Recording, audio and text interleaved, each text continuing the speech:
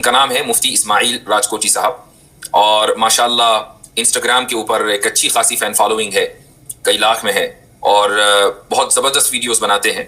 उन्होंने मुझे एक वीडियो भेजी थी मेरे गुजरात के सफ़र से पहले कि धोरव राठी की ये वीडियो है, और धोरव राठी ने मज़हब के ताल्लुक़ से कुछ तबसरा किया है, और उन्होंने चाहा कि मैं इस ताल्लुक़ से कुछ गुफ्तगू करूँ, लेकिन उस वक्त चूँकि लाइव स्ट्रीम ही का सिलसिला रुका हुआ था तो मैं चाह कर भी इस मौजू पर तबसरा न कर सका। ये अलग बात है कि मुझसे पहले बहुत से लोगों ने इस पर तबसरा कर दिया होगा, चूँकि ये कोई नई बात नहीं है, लेकिन यहाँ एक जहन में सवाल आ सकता है कि फिर आखिर इतने दिनों के बाद इस तबसरे की क्या ज़रूरत है। तो उसकी वजह यह है कि ये जो सफ़र हुआ है मेरा, इस सफ़र में मैंने बहुत सी मरतबा मुख्तलिफ इलाकों में, मदरसों में लाइव क्वेश्चंस लिए हैं लोगों के, और मुझे बड़ी हैरत हुई ये जान कर के, हैरत क्या, ये तवक्को थी कि एक बड़ी तादाद धोरव राठी को चूँकि सुनती है, तो उन्होंने मुझसे ये सवाल किया कि धोरव राठी को सुनना कैसा है।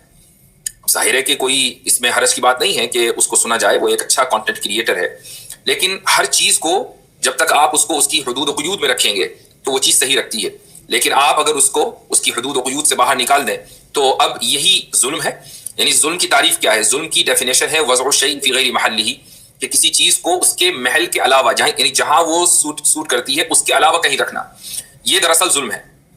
तो अगर आपने धोरव राठी को उस जगह से हटाकर जहां वो है कहीं और रख दिया तो आप अपने ऊपर भी जुल्म कर रहे हैं, अपनी अक्ल के ऊपर भी जुल्म कर रहे हैं, और इसी तरीके से धोरव राठी के ऊपर भी जुल्म कर रहे हैं। तो ये ज़रूरी है कि आप हर एक आदमी की फील्ड को समझें।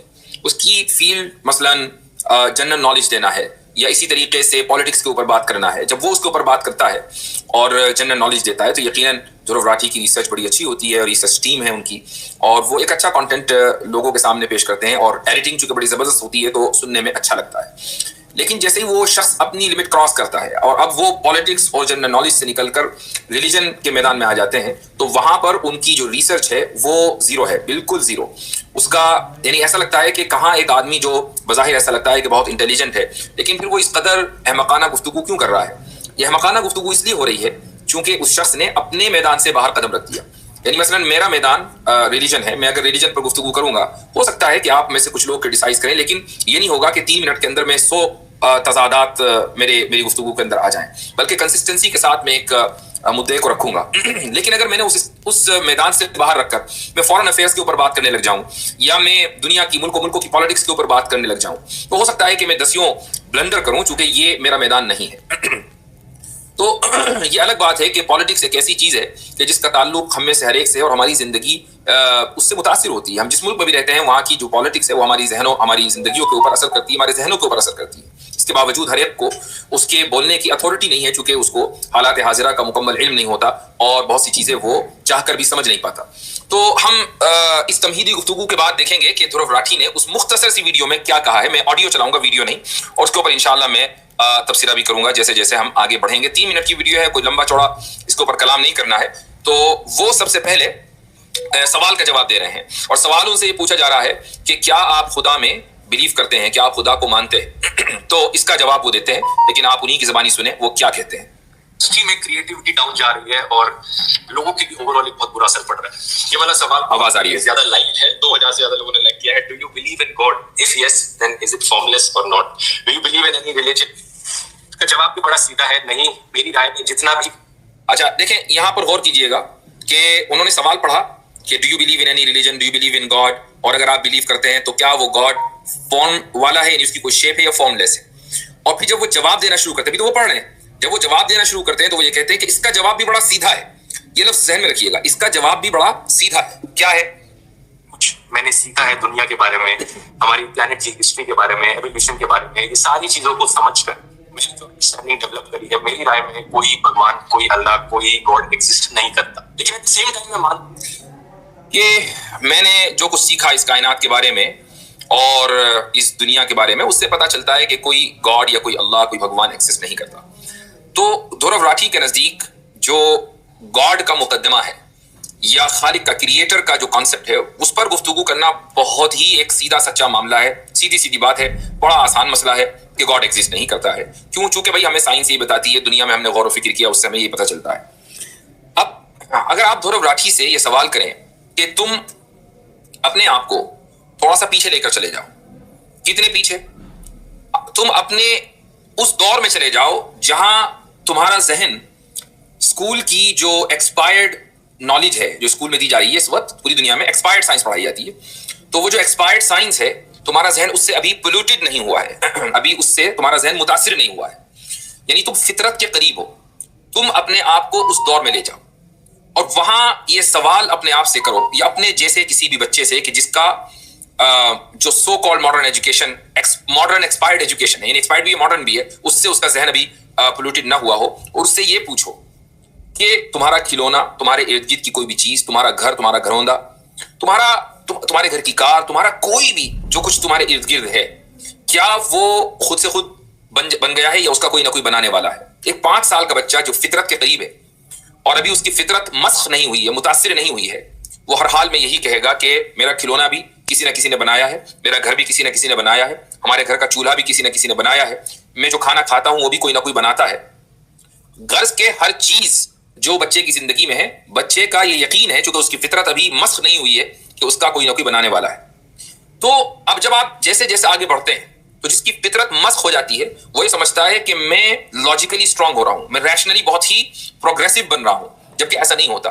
ہوتا یہ ہے کہ وہ اپنے ماحول سے اور ایکسپائرڈ ماڈرن ایجوکیشن سے متاثر ہوتا ہے، اور اس متاثر ہونے کی وجہ سے بظاہر ایسا لگتا ہے کہ اس کی آنکھیں کھل رہی ہیں، لیکن ہوتا یہ ہے کہ اس کی آنکھوں کے اوپر پٹیاں باندھی جا رہی ہیں۔ یہ ایسا ہی ہے جیسا کہ آپ اچانک آپ بیٹھے ہوئے دنیا دیکھ رہے ہیں، بڑا خوبصورت منظر ہے، پہاڑ کی چوٹی پر آپ بیٹھے ہوئے، پورا نظارہ آپ کے سامنے ہے، لیکن اچانک آپ کی آنکھوں کے اوپر ایک وی آر لگا دیا جائے، اور وی آر کے بعد جو آپ دیکھیں وہ یہ کہ آپ ایک شہر میں ہیں اور وہاں بلڈنگیں ہیں، پولوشن ہے، وہاں لوگ ہیں، بھیڑ ہے، اور آپ یہ سوچیں کہ نہیں یہی ریالٹی ہے، یہ جو میں پہلے دیکھ رہا تھا وہ ریالٹی نہیں ہے۔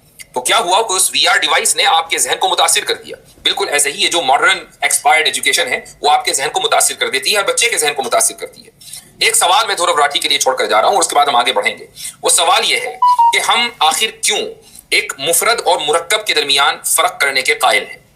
کیا وجہ ہے کہ ہم ایک سنگل اینٹیٹی کو الگ طریقے سے اور الگ زاویے سے دیکھتے ہیں، ایک کمپوننٹ کو، اور ایک کمپاؤنڈ کو الگ زاویے سے دیکھتے ہیں؟ مثال کے طور پر اس کائنات کی بہت ساری چیزیں ہیں، میرے ہاتھ میں گلاس ہے، یہ بھی اس کائنات کا حصہ ہے، میرے ہاتھ میں فون ہے، یہ بھی اس کائنات کا حصہ ہے، نوٹ بک ہے، میرا لیپ ٹاپ ہے، میری ڈیسک کے اوپر پین ہے، بکس ہیں، یہ ساری کی ساری اس کائنات کا حصہ ہیں، اور پھر یہ کائنات ہے جو کہ ان چیزوں سے مل کر بنی ہے۔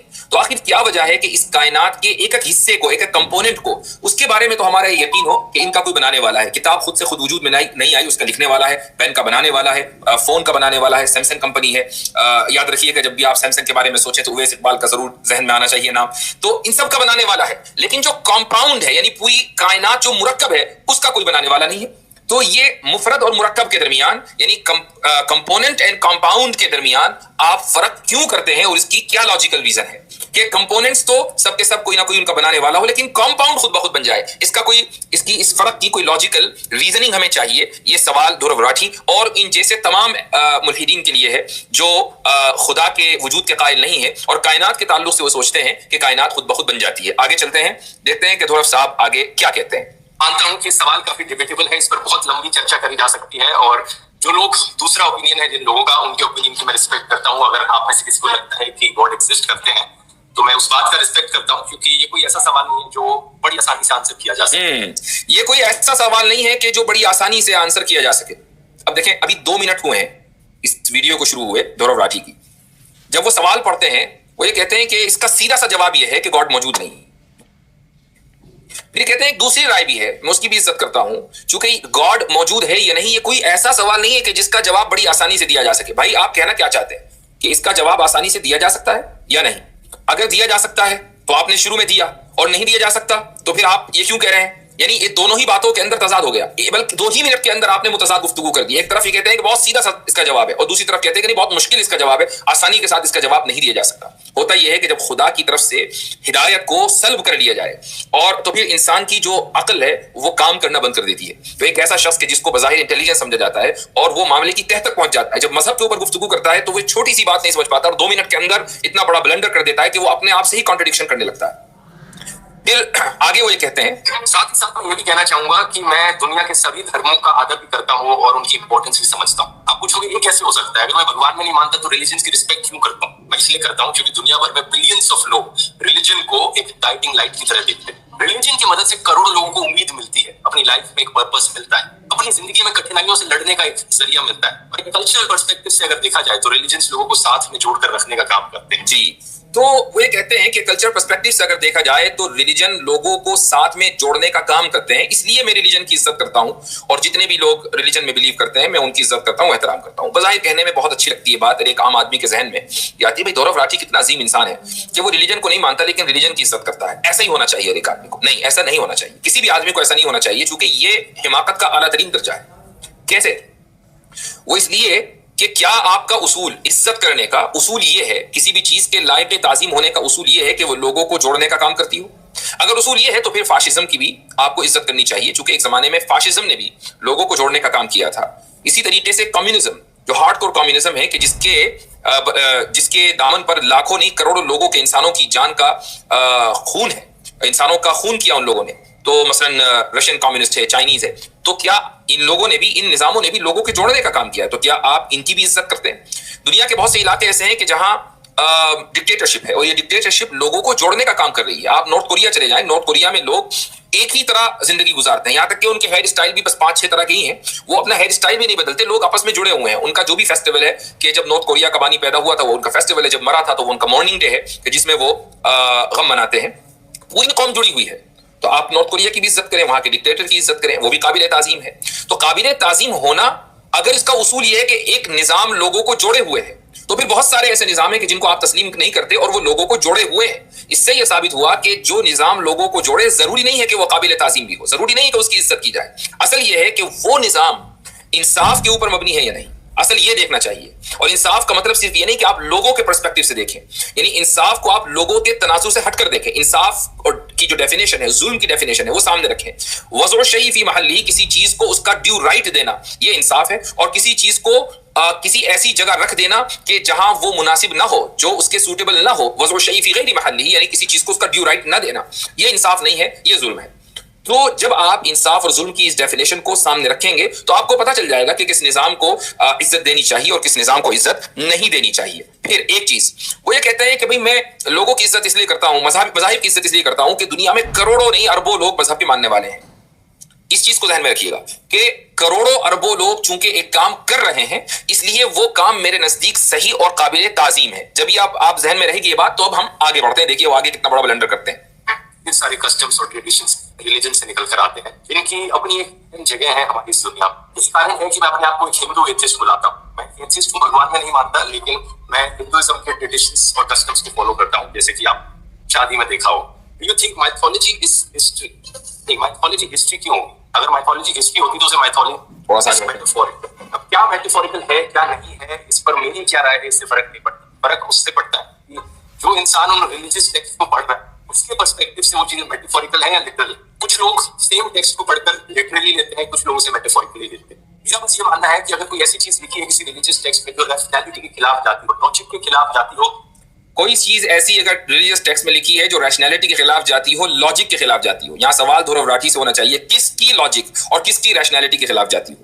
आपकी, दुनिया के चंद लोगों की, या इज्तिमाई यानी पूरी कायनात में जितने भी लोग आए हैं शुरू से लेकर आज तक ऑब्जेक्टिव रियलिटी के खिलाफ हो जा रही हो? आपका स्टैंडर्ड क्या है?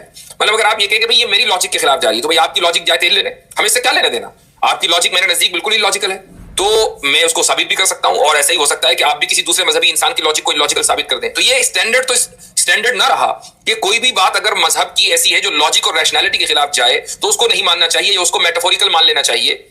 सवाल यहां पर ये होगा कि किसकी लॉजिक को हम मेयार बनाएंगे। आगे देखिए वो क्या कहते हैं। या आज के दिन की हमारी मॉरल वैल्यूज के खिलाफ जाती है, तो क्या आज के दिन की हमारी मॉरल वैल्यूज के खिलाफ जाती हो? ये मैंने कहा था ब्लंडर। अभी थोड़ी देर पहले उन्होंने क्या कहा? ये कहा कि भाई मैं दुनिया के मजहबों की इज्जत इसलिए करता हूं कि दुनिया में लाखों करोड़ों लोग मजहब को मानते हैं, दुरुस्त मानते हैं। इसका मतलब क्या हुआ कि मजहब को मानना ये आज के दिन की मॉरल वैल्यू है। अगर मॉरल वैल्यू ना होती तो लाखों करोड़ों लोग आज के दिन मजहबों को न मान रहे होते। कोई भी ईसाइयत में ना मानता, कोई भी इस्लाम में ना मानता, कोई भी यहूदियत, हिंदुइज्म, कोई भी किसी भी धर्म में ना मानता। लेकिन सारी दुनिया की अक्सरियत, आप हिस्ट्री में कहीं भी चले जाएं, दुनिया की अक्सरियत मजहब को मान रही है, हर दौर में मान रही है, और हमारे आज के दौर में भी मान रही है। तो हमारे आज के दौर की भी मॉरल वैल्यू मजहब है। फिर जब ये बात है तो फिर آپ نے یہ کیسے کہہ دیا کہ اگر کوئی بات ہمارے آج کے دور کی مورل ویلیو کے خلاف ہوگی تو ہم اس کو تسلیم نہیں کریں گے، جبکہ مذہب کو ماننا ہی آج کے دور کی مورل ویلیو ہے؟ یہ ہے کانٹرڈکشن، یہ ہے بلنڈر۔ یہ ذہن میں رہے کہ ملحدوں کے نزدیک آج کے دور کی مورل ویلیو اسٹینڈرڈ ہوتی ہے کہ جب زمانہ بدل جاتا ہے تو وہ اسٹینڈرڈ بدل جاتا ہے۔ میں اس موضوع کے اوپر کئی مرتبہ کلام کر چکا ہوں، اور یہ ذہن میں آپ لوگوں کے رہنا چاہیے کہ جب ہم یہ مانتے ہیں کہ آج کے دور کی مورل ویلیو اسٹینڈرڈ ہے تو ہم پرانے دور کے تمام لوگوں کو احمق اور بیوقوف مان رہے ہیں۔ ہم یہ کہہ رہے ہیں کہ ہم مورلی زیادہ بہتر ہیں، اور ماضی میں جو لوگ ہیں وہ مورلی کرپٹ تھے، وہ زیادہ بہتر نہیں تھے، ان کے پاس وہ لاجک اور وہ ریشنلٹی نہیں تھی جو آج ہمارے پاس ہے۔